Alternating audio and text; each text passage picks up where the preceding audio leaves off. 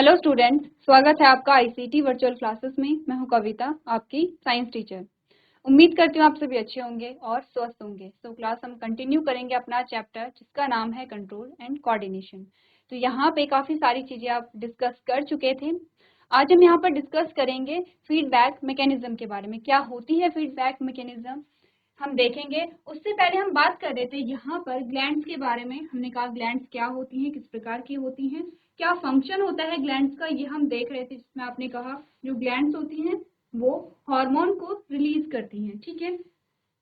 जिसमें आपने कहा था कि आपकी बॉडी में अलग अलग प्रकार के हार्मोन्स प्रेजेंट होते हैं और उन हार्मोन्स की लोकेशन क्या है हम ये देख रहे थे। साथ में हम जान रहे थे कि उन हार्मोन्स के फंक्शन क्या है, ठीक है।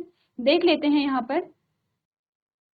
चलिए, तो हम बात कर रहे थे यहाँ पर एंडोक्राइन सिस्टम की। क्या होता है एंडोक्राइन सिस्टम? सबसे पहले हमने ग्लैंड्स की बात की थी। आपने कहा आपकी बॉडी में ग्लैंड्स पाई जाती हैं।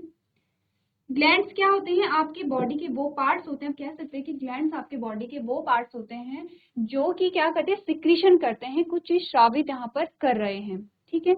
अब श्रावित कर रहे हैं, जिसमें हमने कल एग्जाम्पल लिया था। आपने कहा था कि जब हम डाइजेशन के बारे में बात कर रहे थे, आपने अलग अलग प्रकार के ग्लैंड्स के बारे में कहा था। आपने कहा स्लाइवरी ग्लैंड है, लिवर है, पैनक्रियाज है, 3 प्रकार की ग्लैंड्स की हमने वहां पर बात की थी। आपने कहा क्या श्रावित कर रहे हैं? पाचक रस को श्रावित कर रहे थे। ये तो बात है ग्लैंड्स की कि हमारी बॉडी का एक पार्ट है जो कि कुछ श्रावित करते हैं और जिनका फंक्शन अलग अलग होता है। अब हमने कहा जो ग्लैंड है या जो ग्रंथि है, जो ग्लैंड्स है या जो ग्रंथि है, वो 2 प्रकार की हमने बात की थी।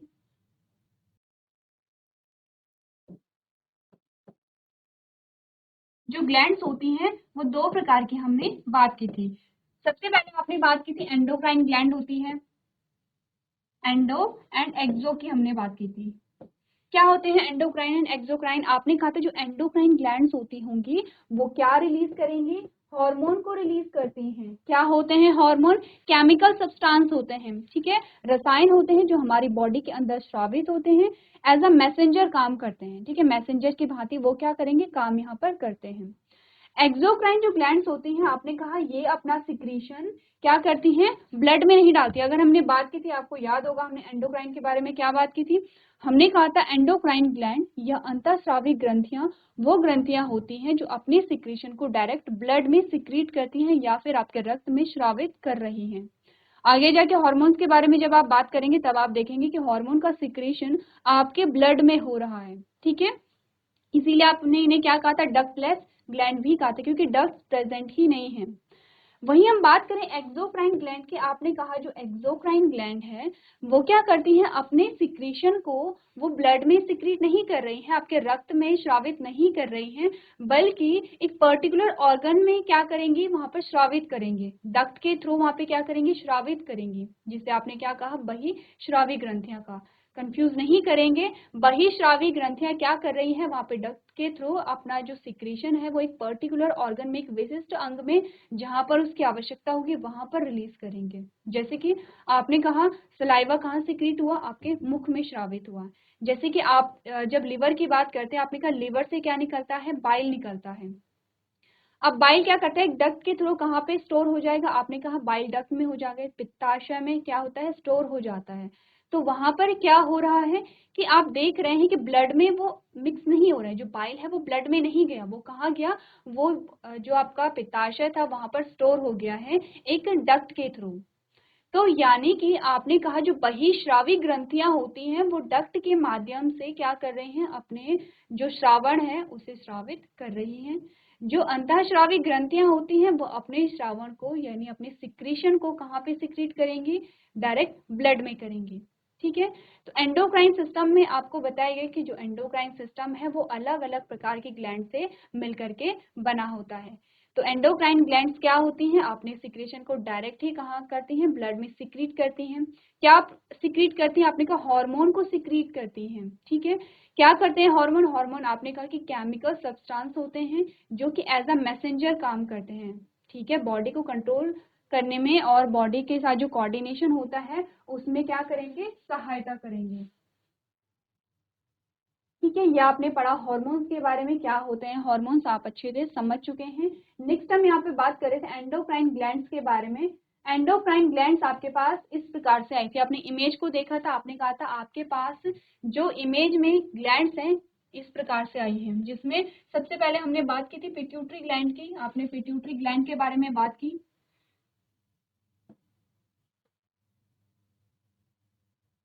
आपने पिट्यूटरी ग्लैंड के बारे में बात की, ठीक है। क्या है पिट्यूटरी ग्लैंड? आपने कहा एक्सोक्राइन ग्लैंड है। जितनी भी आपको ग्रंथियां यहाँ पर दिख रही है सारी ग्रंथियां हैं।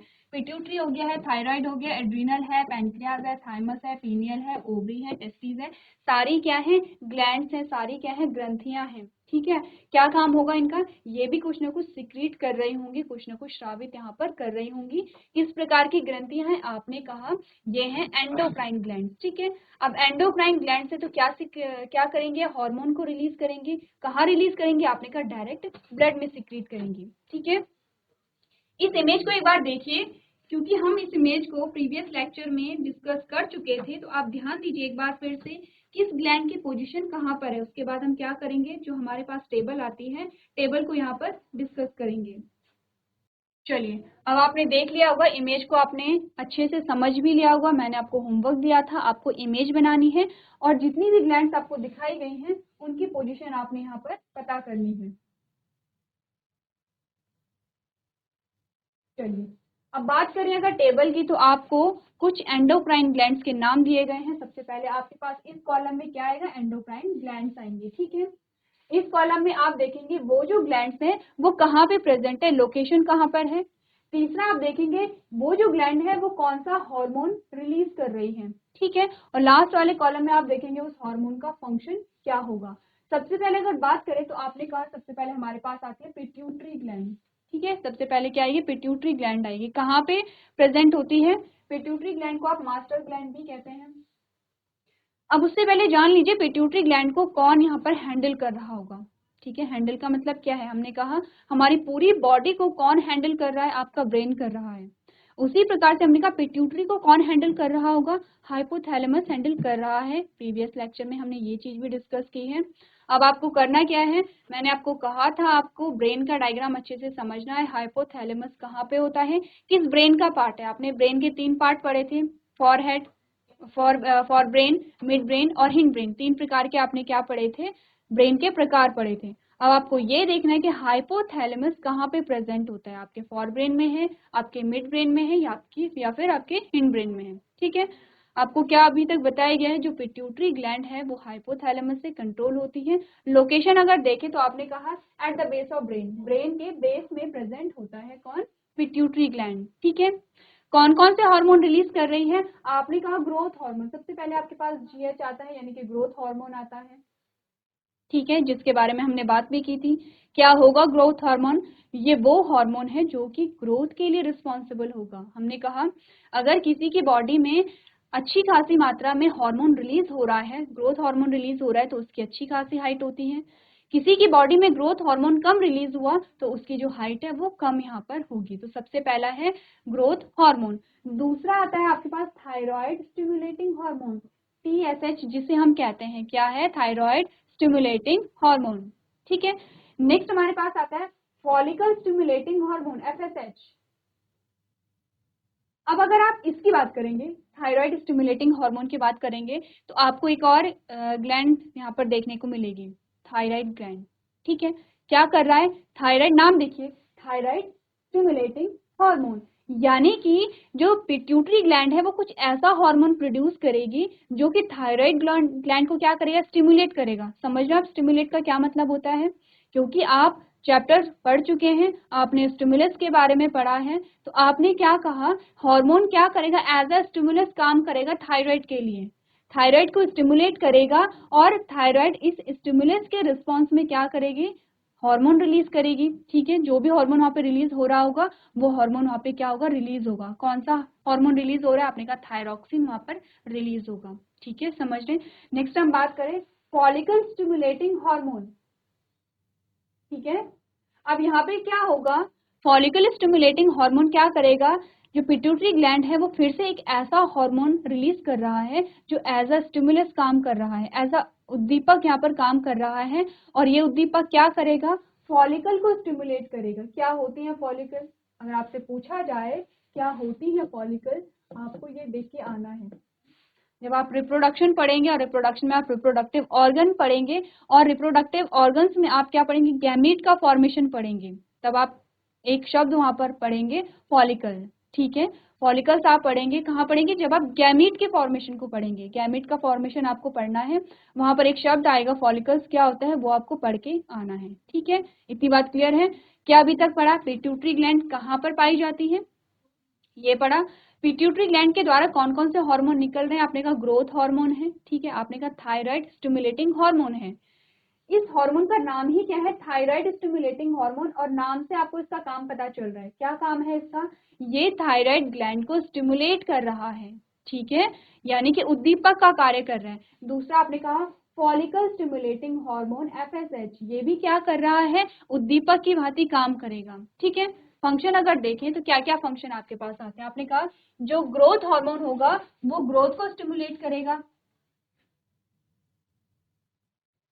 ठीक है, ग्रोथ को स्टिमुलेट करेगा, यानी कि वृद्धि के लिए क्या होगा, उत्तरदायी होगा। ग्रोथ हार्मोन क्या होगा, ग्रोथ को स्टिमुलेट करेगा। अगर हम थायराइड स्टिमुलेटिंग हार्मोन की बात करें तो ये क्या करेगा, functioning of the thyroid gland, thyroid gland की फंक्शनिंग को स्टिमुलेट करेगा, यानी कि थायराइड ग्लैंड अच्छे से काम करे उसके लिए ये एक उद्दीपक के भांति क्या करेगा, काम करेगा। ठीक है, आपने कहा FSH stimulate the follicle during the ovulation, क्या बात की जा रही है, ओव्यूलेशन की बात की जा रही है। क्या होता है ओव्यूलेशन, मैंने आपको कहा है आपको क्या देखना है, जब आप देखेंगे फीमेल गैमीट का फॉर्मेशन किस प्रकार से होता है, तब आप ओव्यूलेशन शब्द को जानेंगे, तब आप फॉलिकल शब्द को जानेंगे। तो आपको क्या करना है, एक बार देख करके आना है गैमेट के फॉर्मेशन में इन दोनों शब्दों का क्या अर्थ होता है। ठीक है, इतनी बात क्लियर है, थायराइड ग्लैंड क्लियर हो गया, तो थायराइड ग्लैंड क्या क्या फंक्शन कर रहा है ये भी आपको क्लियर हो जाना चाहिए। नेक्स्ट जो हमारे पास ग्लैंड आती है वो है थायराइड ग्लैंड। कौन सी है, थायराइड ग्लैंड है, कहाँ प्रेजेंट होती है, आपने कहा आपकी नेक में प्रेजेंट होती है।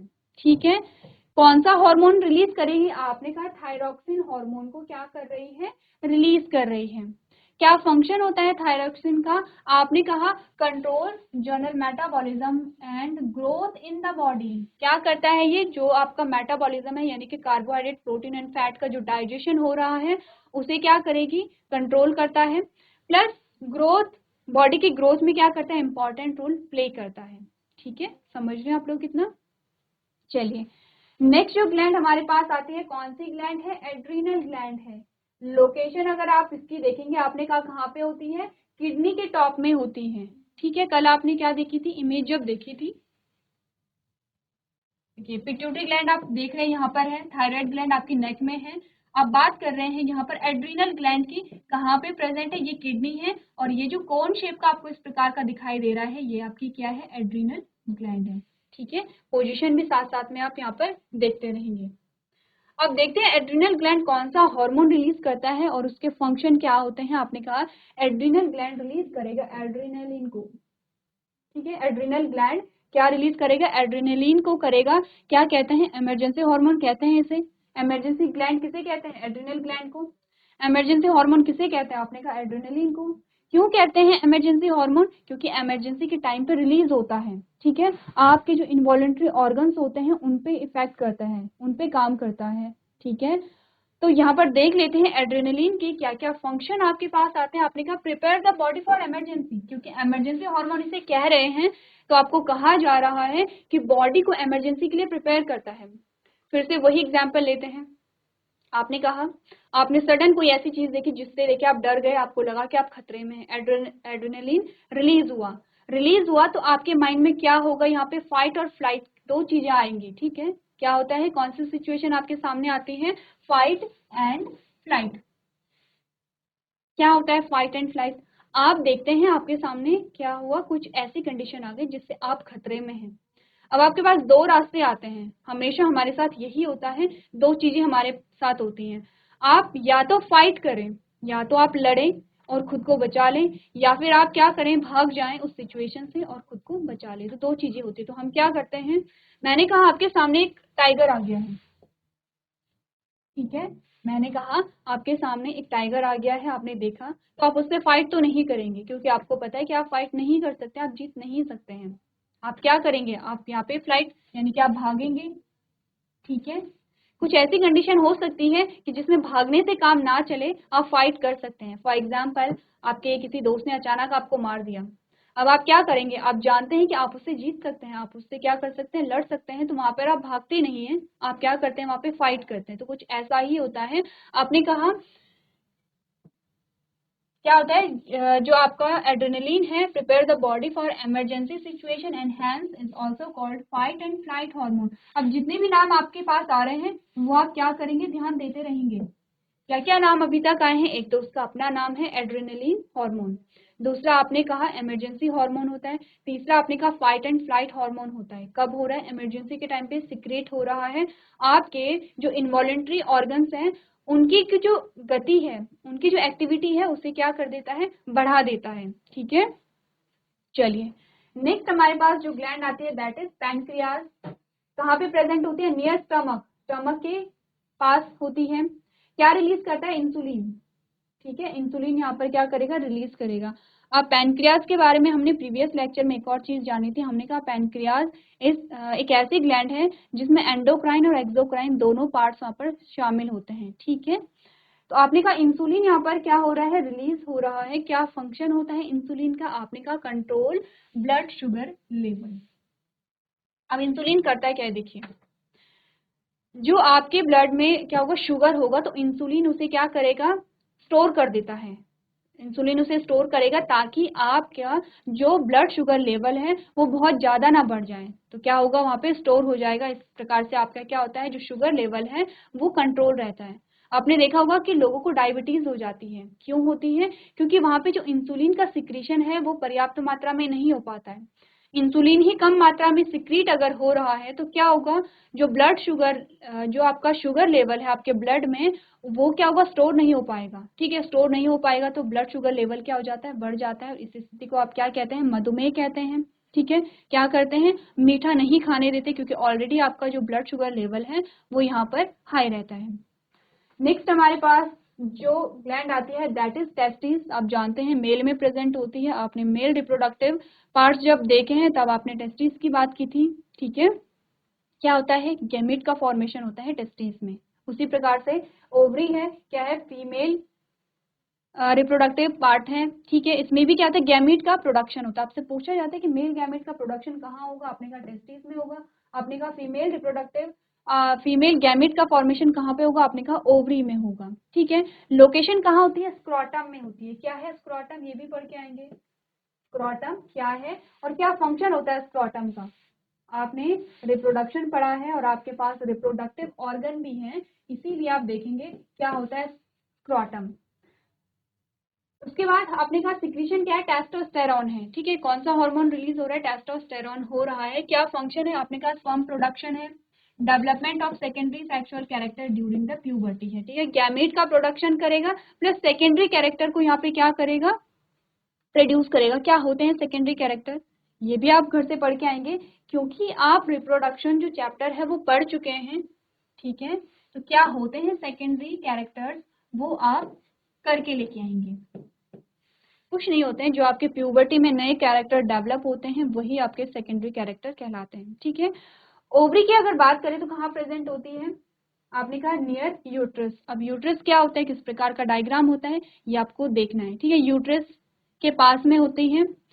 क्या रिलीज करती हैं, एस्ट्रोजन एंड प्रोजेस्ट्रॉन, दो प्रकार के हार्मोन को रिलीज करती हैं। अब इनका भी सेम ही फंक्शन होगा, जो फंक्शन यहाँ पर आपने कहा टेस्टोस्टेरॉन मेल में कर रहा था, वही फंक्शन एस्ट्रोजन और प्रोजेस्ट्रॉन कहाँ पे करेगा, फीमेल में करेगा। क्या होगा, एग का प्रोडक्शन यानी कि गैमेट बन रहे हैं, development of secondary sexual character during the puberty, ठीक है।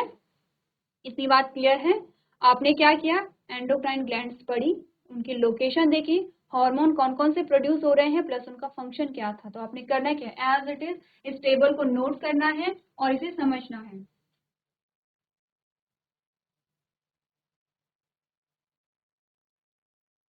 चलिए ये तो बात हुई ग्लैंड्स की। इसके बाद नेक्स्ट जो हमारे पास टॉपिक आता है उसमें आपको डायबिटीज के बारे में बताया गया है। क्या होती है डायबिटीज, आपने कहा it is due to the deficiency of insulin hormone secreted by pancreas that is responsible for lower control the blood sugar level, यानी कि यह अग्नाशय द्वारा स्रावित इंसुलिन हार्मोन की कमी के कारण होता है, जो रक्त शर्करा के स्तर को कम या नियंत्रित करने के लिए जिम्मेदार होता है। क्या ट्रीटमेंट है? आपने कहा patients have to internally administer injection of insulin hormone which helps in regulation of blood sugar level. क्या उपचार है इसका? कि मरीज को आंतरिक रूप से इंसुलिन हार्मोन के इंजेक्शन लगाने पड़ते हैं, जो रक्त शर्करा के स्तर को नियंत्रित कर सकता है। ठीक है, अब आपने कहा एक और क्वेश्चन आपके पास आ जाता है, आपने कहा कि इसका जो डायबिटीज होती है, मधुमेह होता है, उसका ट्रीटमेंट क्या है? इंजेक्शन दिए जाते हैं इंसुलिन के। क्वेश्चन ये आता है कि जो इंसुलिन यहाँ पर इंजेक्शन के माध्यम से दिए जा रहे हैं, वो इंसुलिन आते कहाँ से हैं? कहीं ना कहीं से तो आते होंगे वो इंसुलिन। ठीक है, क्योंकि इंसुलिन क्या होता है, बॉडी के अंदर ही सिक्रीट हो रहा है, ग्लैंड्स क्या कर रही है, प्रोड्यूस कर रही है। इंसुलिन कहीं ना कहीं से तो आते होंगे, कहाँ से आते हैं? आपने कहा कि कल्चर कराए जाते हैं। इंसुलिन क्या होता है, उसे कल्चर कराया जाता है। तो इसमें आप बात करेंगे यहाँ पे, जब आप हायर क्लासेस में जाएंगे तब आप देखेंगे कैसे यहाँ पे जो जीन होते हैं, जीन का कल्चर कराया जाता है, यानी कि जीन को प्रोड्यूस कराया जाता है आर्टिफिशियली। आर्टिफिशियली यानी कि यहाँ पे प्लाज्मिड का यूज किया जाता है। ठीक है, प्लाज्मिड का यूज क्यों किया जाता है? ताकि उस जीन को एक ऑर्गेनिज्म से दूसरे ऑर्गेनिज्म में हम ट्रांसफर कर सकें। क्या होता है प्लाज्मिड? अपने बैक्टीरिया पढ़ा है, बैक्टीरियल सेल पढ़ी है आपने इस प्रकार से। आपने कहा जो बैक्टीरिया होता है उसका जो जेनेटिक मटेरियल होता है कैसा होता है? सब सर्कुलर होता है। ठीक है, एक तो सर्कुलर होता है, दूसरा आपने कुछ इस प्रकार के स्ट्रक्चर देखे हैं बैक्टीरियल सेल में। क्या होते हैं ये? प्लाज्मिड होते हैं। ठीक है, ये होते हैं प्लाज्मिड। ये जो प्लाज्मिड होते हैं ये एक्स्ट्रा जेनेटिक मटेरियल होते हैं बैक्टीरिया के अंदर। एक्स्ट्रा जेनेटिक मटेरियल से क्या मतलब है हमारा? हमने कहा ये प्लाज्मिड अगर इस बैक्टीरिया से हटा दिया जाए तो बैक्टीरिया पे कोई फर्क नहीं पड़ेगा, क्योंकि उसके पास अपना क्या है, यहाँ पर जेनेटिक मटेरियल ऑलरेडी प्रेजेंट है। ठीक है, तो एक्स्ट्रा जेनेटिक मटेरियल होते हैं प्लाज्मिड। क्या होता है, जो जीन्स होते हैं, जैसे इंसुलिन का जो जीन है, जिस जीन जो जीन है वो इंसुलिन के प्रोडक्शन के लिए रिस्पॉन्सिबल है, उस जीन को हम प्रोड्यूस कराते हैं। ठीक है, अब क्या होगा, उस जीन को हमने क्या किया, इस प्लाज्मिड के अंदर डाल दिया है, और इस प्लाज्मिड को हमने क्या किया, किसी दूसरे ऑर्गेनिज्म में डाल दिया। तो क्या हुआ, हमने जो इंसुलिन का जीन था वो ट्रांसफर कर दिया from one organism to another, यानी कि एक जीव से हमने दूसरे जीव में से ट्रांसफर कर दिया है। ये सारी चीजें आप अच्छे से समझेंगे जब आप देखेंगे यहाँ पर किस प्रकार से क्या होता है, प्लाज्मिड का यूज किया जाता है।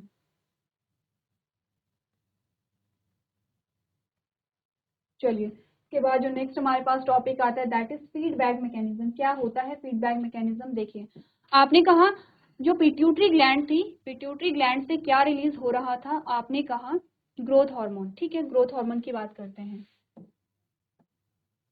अब ये जो ग्रोथ हार्मोन है, क्या ऐसा होता है कि लाइफ टाइम सिक्रीट होता रहता है?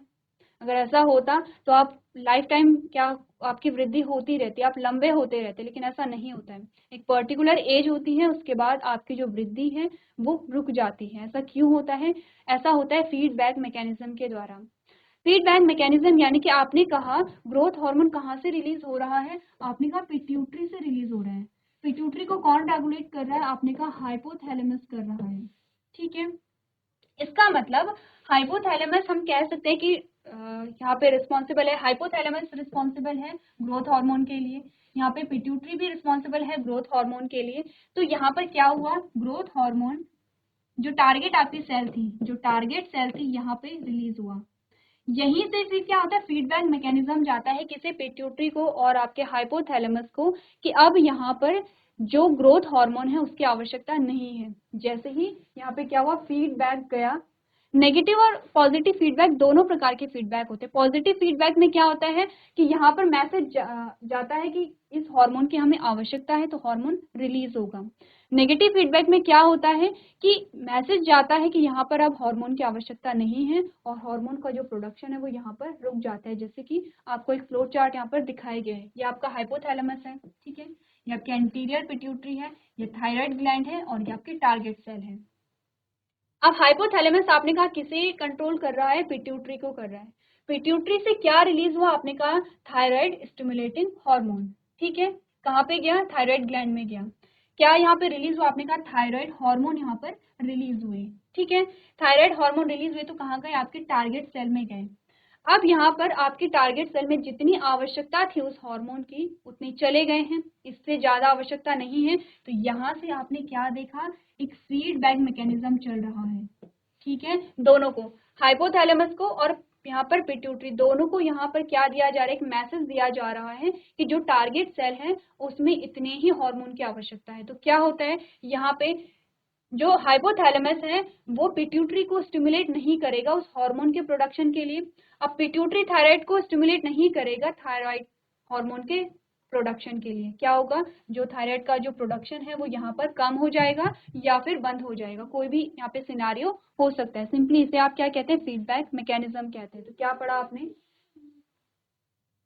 आपने कहा type of self regulating mechanism in which the level of one substance in body influence the level of another. यानी कि जो फीडबैक मैकेनिज्म एक ऐसी प्रक्रिया है जिसमें आपकी बॉडी के नीड के अकॉर्डिंग क्या होता है, हार्मोन्स वहां पर रिलीज होंगे और वहां पर क्या होगा, रिलीज नहीं होंगे, ठीक है।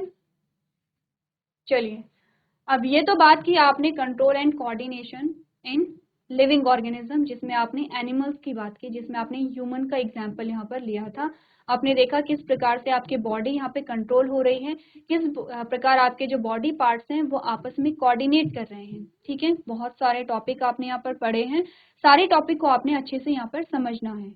अब हम बात करेंगे प्लांट्स की, कि प्लांट्स में किस प्रकार से कंट्रोल एंड कोऑर्डिनेशन होता है। सबसे पहले आपको ये समझना है कि प्लांट में नर्वस सिस्टम नहीं होता है, ठीक है। प्लांट में क्या होगा, नर्वस सिस्टम नहीं होगा, लेकिन फिर भी क्या होते हैं, जो प्लांट्स होते हैं उनमें कुछ ऐसे मूवमेंट पाए जाते हैं या उनमें कुछ ऐसे हार्मोन रिलीज होते हैं जो कि आपको यहाँ पर पढ़ना जरूरी है, ठीक है। अब आपने क्या कहा, जो प्लांट्स होते हैं प्लांट में मूवमेंट होता है, हमने एक शब्द कहा कि प्लांट में मूवमेंट होता है। आप कहेंगे जब आप छोटी क्लासेस में थे तो आपने क्या पढ़ा कि जो पेड़ पौधे होते हैं वो क्या होते हैं, स्थिर होते हैं, ठीक है। मूवमेंट का मतलब यहाँ पर है, ऐसा नहीं है कि जो पेड़ पौधे हैं वो एक जगह से दूसरी जगह जा रहे हैं। मूवमेंट का मतलब ये है कि जो प्लांट्स के जो बॉडी पार्ट है वो कहीं ना कहीं मूव कर रहे हैं। कैसे, आपने कहा कि जो यहाँ पर पेड़ की जड़ है, आपने कहा जो यहाँ पर पेड़ था उसकी जो जड़ है वो क्या करती है, ग्रोथ कर रही है, नीचे की ओर बढ़ रही है। जैसे जैसे प्लांट बड़ा हो रहा है वैसे वैसे प्लांट को ज्यादा पानी की जरूरत थी, ज्यादा पानी की जरूरत है, तो अब पेड़ की जड़ों को क्या करना पड़ेगा, गहराई में जाना पड़ेगा, ठीक है। तो क्या हुआ, मूवमेंट हुआ, ठीक है। आपने कहा वृद्धि भी है, क्या हुआ, मूवमेंट हुआ, ठीक है। आपने छुई में पौधे की पत्तियों को छुआ तो आपने एकदम से देखा कि जो पत्तियां होती है वो एकदम से बंद हो जाती है, क्या हुआ, मूवमेंट हुआ। आपने कहा कि कुछ ऐसे पौधे होते हैं जो कि सूर्य के अकॉर्डिंग अपनी पोजीशन को चेंज करते हैं। आपने देखा होगा, आपने सुना भी होगा, आपने पढ़ा भी होगा, क्या है वो, एक प्रकार का मूवमेंट है। तो इसका मतलब प्लांट में कुछ मूवमेंट पाए जाते हैं और कुछ प्लांट में हार्मोन भी पाए जाते हैं। जिन हार्मोन्स की आप बात कर रहे थे, प्लांट में कुछ हार्मोन भी पाए जाते हैं।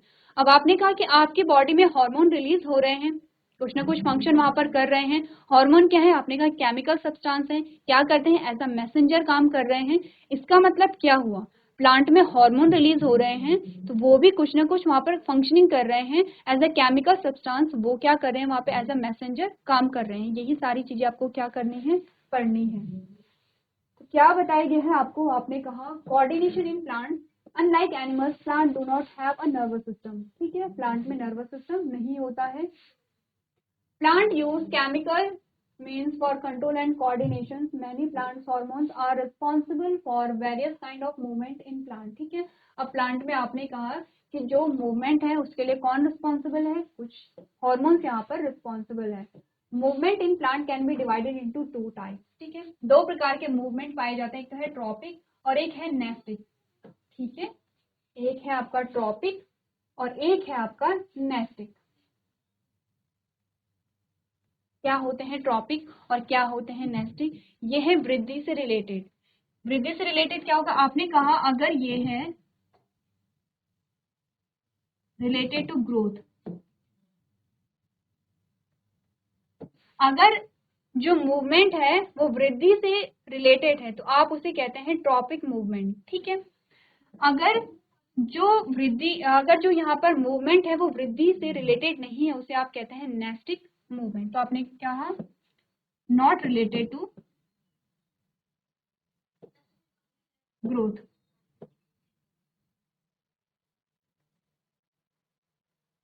क्या चीजें आपने अभी तक पढ़ी हैं? आप प्लांट में क्या पढ़ेंगे? कंट्रोल एंड कोऑर्डिनेशन किस प्रकार से होता है, मूवमेंट क्या है, कैसे हो रहा है, हार्मोन कैसे रिलीज हो रहे हैं, वो आप यहाँ पर बात कर रहे थे। आपने कहा सबसे पहले बात करते हैं मूवमेंट की, कितने प्रकार के मूवमेंट होते हैं। आपने कहा 2 प्रकार के मूवमेंट आते हैं, एक आता है ट्रॉपिक मूवमेंट, एक आता है नेस्टिक मूवमेंट। ट्रॉपिक मूवमेंट का मतलब है वो मूवमेंट जो ग्रोथ से रिलेटेड है। अब ग्रोथ से रिलेटेड का क्या मतलब हुआ? इसका मतलब हुआ जैसे कि अभी हमने एग्जाम्पल लिया था, हमने कहा था कोई पौधा है वो धीरे धीरे बड़ा होता है। अब पौधा बड़ा हो रहा है, उसमें क्या हो रही है, मूवमेंट हो रही है। आपने कहा जो जड़ें हैं वो फैल रही हैं नीचे की ओर, क्योंकि उसे ज्यादा पानी चाहिए, तो जिस तरफ पानी होगा उस तरफ जो जड़ें हैं वो फैल जा रही हैं। क्या है ये? मूवमेंट हो रहा है, वृद्धि हो रही है यहाँ पर, ठीक है, रिलेटेड है। अब हमने कहा नेस्टिक मूवमेंट वो मूवमेंट होते हैं जो वृद्धि से रिलेटेड नहीं होते हैं। जैसे कि आपने छुई मुई पौधे को छुआ और उसकी पत्तियां एकदम से श्रिंक हो गई हैं, यहाँ पे वृद्धि नहीं हुई है लेकिन यहाँ पे मूवमेंट हुआ है। तो इसी 2 प्रकार के जो मूवमेंट है इसके बारे में हम बात करेंगे।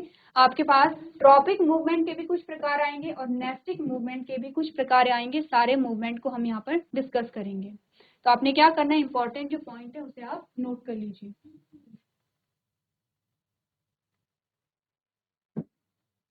चलिए, सो क्लास आज आपने यहाँ पर बात की है कि जो हार्मोन्स होते हैं वो किस प्रकार से हमारी बॉडी में कहाँ से रिलीज होते हैं, क्या उनका फंक्शन है। इसी के साथ हमने स्टार्ट कर दिया है control and coordination in plants. तो नेक्स्ट जो हमारा लेक्चर होगा हम इस टॉपिक को कंटिन्यू करेंगे। तो आज के सेशन में हम इतना ही करेंगे। अभी तक क्लास में बने रहने के लिए आपका धन्यवाद।